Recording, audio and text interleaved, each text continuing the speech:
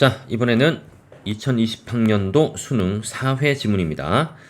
오답률이 높았던 지문이긴 한데 실제로 우리가 정리하는 방법을 알면 문제풀이에 큰 어려움이 없었습니다. 자, 그것을 우리가 한번 보도록 합시다. 국제법에서 법학 지문입니다. 그죠? 일반적으로 조약은 화제가 보이고 국가나 국제기구들이 그들 사이에 지켜야 할 구체적인 권리와 의무를 명시적으로 합의하여 창출하는 규범이래요. 그럼 포인트가 지켜야 할 권리와 의무를 명시적으로 합의하여 창출한 규범이다. 정도 포인트고, 앤드 국제관습법 다른 화제가 나왔고, 조약 체결과 관계가 없어요. 국제사회 일반이 받아들여지고 있는 관계없이 포인트는 조약 체결과 관계가 없는 것이고 보편적인 규범이다. 반면에 대비가 나오겠네. 경제 관련 국제기구에서 어떤 결정을 하였을 때 이 결정사항 자체는 권고적 효력만 있을 뿐 법적 구속력은 없는 것이 일반적이다. 그러니까는 화제가 기니까 이렇게 괄호를 칩시다. 어떤 결정. 얘는 권고적 효력만 있고 법적 구속력은 없다가 포인트입니다. 그런데 또 화제가 전환돼요. 국제결제은행 산하의 바젤위원회가 결정한 BIS 비율 규제와 같은 것들이 비회원 국가에서도 엄격히 준수되는 모습을 종종 보게 된다니까 예외죠. 그죠? 그래서 화제가 BIS 비율 규제고 얘네들은 비회원 국가에서도 엄격히 준수되는 모습을 보여주고 있답니다. 이처럼 일종의 규범적 성격이 나타나는 현실을 어떻게 이해해야 할지 논의가 있다니까는 화제가 얘네요. 그죠? 일종의 규범적 성격을 나타내는 현실 어떻게 이해해야 될까? 이는 위반에 대한 제재를 통해 국제법의 효력을 확보하는 데 주안점을 두는 일반적인 경향을 되돌아보게 한다니까는 일반적인 경향은 국제법이죠. 얘는 제재를 통해서 그죠? 효력을 확보를 하는 방법입니다. 되돌아보게 한다. 곧 하니까는 이꼴 신뢰가 형성하는 구속력에 주목하는 것이다니까 BIS 비율은 일종의 신뢰가 형성하는 구속력이구나 라고 생각하면 되겠습니다. BIS 비율은 은행의 재무 건전성을 유지하는 데 그래서 화제가 이렇게 넘어가는데 법 쪽에서 이렇게 넘어감으로써 경제학적으로 전환되고 있습니다. 그러면 우리 경제학에 대한 선입견이 있죠. 그죠? 어렵다. 그러면은 뭐 하자? 아주 복잡해지면은 메모를 하고 아니면은 정보의 분류를 잘 하는 거, 정리를 잘하는 게 관건입니다. 은행의 재무 건전성을 유지하는 데 필요한 최소한의 자기 자본의 비율을 설정하여서 궁극적으로 예금자와 금융 시스템을 보호하는 게 목적이고 바젤위원회에서 도입한 것이다. 목적을 보시면 됩니다. 개념과 은행의 재무 건전성을 유지하는 최소한의 자기 자본의 비율이다.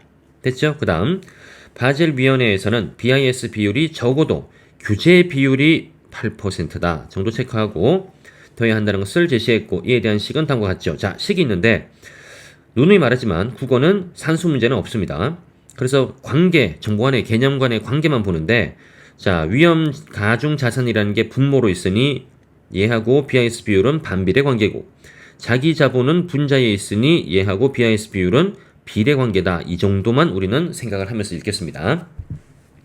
여기에서 자기 자본은 분자죠. 자기 자본 화제. 은행의 기본 자본, 보완 자본, 단기 후순위 채무의 합으로 이렇게 되어 있고요. 그래서 이 세 가지가 자기 자본이고 그 다음에 분모인 위험 가중 자산은 보유 자산의 각 자산의 신용 위험에 대한 위험 가중치를 곱한 값이다 라고 되어 있어요. 그러니까는 나 같으면 시험지에 이렇게 되어 있으면 여기다가 이렇게 이꼴에서 메모를 하나 하겠습니다. 어떻게? 이렇게 보유 자산 곱하기 신용 위험을 쓸게요. 신용 위험에 대한 위험 가중치를 곱하면은 된다. 이렇게 메모를 하나 해놓읍시다. 위험 가중치는 다시 위험 가중치에 대한 설명. 자산 유형별. 자산 유형이 여러 종류가 있나봐. 신용 위험을 반영한 것인데 OECD 국가의 국채는 0%, 회사채는 100%가 획일적으로 부여되었다 해서 포인트는 뭐죠? 획일적으로 부여되었다. 해서 다시 한 번 더 위험 가중치를 곱하는데 그죠? OECD 국가의 국채는 0%, 그 다음에 회사채는 100%의 위험 가중치가 있다. 이렇게 본다는 거죠. 그 다음 이후, 자, 시간이 흐르고, 금융자산의 가격 변동에 따른 시장 위험도 반영해야 한다는 요구가 커지자, 바젤위원회는 위험 가중 자산을, 자, 위험 가중 자산, 화제가 이렇게 한 번 더 나옵니다. 신용 위험에 따른 부분과, 그게 뭐죠? 바로 앞에 내용. 이거죠? 그 다음에 시장 위험에 따른 부분, 이게 뭐죠? 새롭게 나온 겁니다. 그죠? 차이점. 부분에 합으로 새롭게 정의하여 BIS 비율을 산출하도록 했던데, 읽으면서 잠깐 생각하면, 자, 봐요. 그러면은, 위험 가중 자산 쪽에 원래는 신용 위험에 따른 부분 하나만 있었는데, 시장 위험에 따른 부분을 더 추가를 하랬지. 그러면은 분모가 더 커지니까는 BIS 비율은 낮아질 수밖에 없겠죠. 이해했습니까? 네. 그런 식으로 생각을 한번 하고 지나갑시다. 그 다음에 신용 위험의 경우와 달리 시장 위험의 측정 방식은, 자, 시장 위험의 측정 방식 화제. 아까 전에 신용 위험의 측정 방식 뭐였죠? 무조건 획일적으로 부여했죠. 얘는 자, 감독기관의 승인하에 은행의 선택에 따라 사용할 수 있게 바젤 1 협약이 완성되었답니다. 됐습니다. 여기서 우리가 하나만 자, 놓치면 안 되는 게 뭐다? 위험 가중 자산에 대한 계산법이 한번 바뀌었다라는 거를 여러분들이 체크를 꼭 해야 되겠습니다. 그다음 금융혁신의 진전으로 바젤 1 협약의 한계가 드러나자 2004년에 바젤 2 협약이 도입되었습니다. 여기까지 딱 읽는 순간 이게 뭐죠? 시기에 따라서 변화된 내용을 서술하는 형식의 글이구나 라고 생각할 수 있겠고, 그렇다면은 우리가 읽어가야 되는 포인트는 어디다? 차이점을 찾아야 되겠습니다. 맞죠? 자, 봅시다. 여기에서 BIS 비율의 위험 가중 자산은, 자, 또 나옵니다. 반복되는 단어. 그죠? 신용위험에 대한 위험 가중치에, 이건 이미 나왔죠? 그 다음에 자산의 유형과 신용도를 모두 고려하도록 수정됐다. 차이점. 자, 그럼 다 봐봐. 앞에서는 신용위험에 대한 위험 가중치가 앞에서 뭐였죠? 색깔을 좀 바꿔볼까? 위험 가중치가 여기서는 획일적으로 이렇게 적용이 부여가 되었죠. 그런데 이번에는 이 가중치에 자산의 유형과 신용도를 모두 고려하도록 수정됐대요. 그러니까는 차이점이 있다는 거야. 자, 그러면 이거에 대한 상술이 나오겠지, 뒤에. 신용위험의 측정 방식은 표준 모형이나 내부 모형 가운데 하나를 은행이 이용할 수 있게 되었는데, 자, 표준 모형 화제에서는 OECD 국가의 국채는 앞에 나왔던 건데 0에서 150%, 회사채는 20에서 150까지 위험 가중치를 구분하여, 자, 신용도 아까 전에 나왔죠? 신용도가 높을수록 뭐 한다? 낮게 부과한다. 뭐를요? 위험 가중치를. 그러니까는 차이점이 확연히 보이는 것 보입니까? 자, 바젤 1은 국채는 0, 회사채는 100으로 획일적으로 부여를 했는데, 바젤 2에서 표준 모형은 국채가 어떻게 0에서 150, 회사채가 20에서 150까지 그죠? 달라지도록 돼 있고, 그 다음에 위험 가중치를 부여하는 기준은 뭐다? 신용도다라는 겁니다. 이해했어요? 네. 그 다음 예를 들어 친절하네. 실제 보유한 회사채가 100억 원인데 신용위험 가중치가 20%라면 위험 가중 자산에서 그 회사채는 20억 원으로 계산이 된다. 뭐 계산법은 간단합니다. 그런데 이것도 한번 잠깐 생각을 해볼까? 어차피 분모 부분이지. 분모 부분인데 신용위험의 가중치가 20이라면 전체 20에서 150까지잖아. 그지? 그럼 20%면은 어떻게 돼요?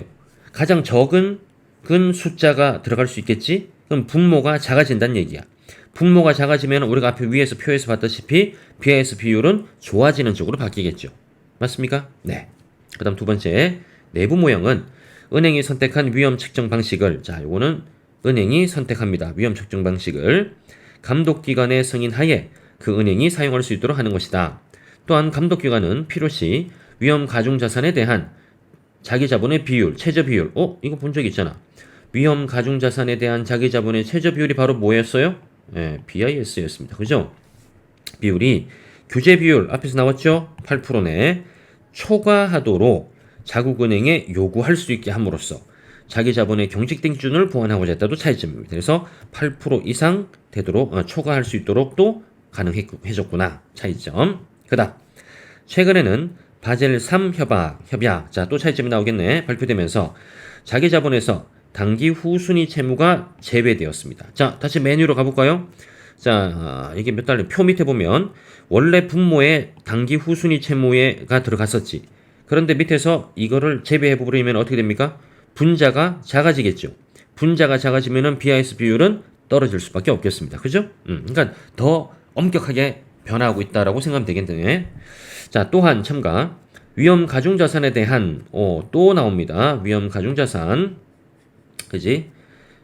그 다음에 대한 자기 자본의 비율이 미안합니다. 기본 자본입니다. 단어 잘 봐야 되죠. 여기 기본 자본의 비율이 최소 6%가 되게 보완을 했대. 그러면 이 다시 위로 가서 봤을 때 자기 자본에는 기본 자본, 보완 자본이 두 개가 있었지. 그 다음에 바젤 3에서는 당기 후순위 채무가 빠졌지.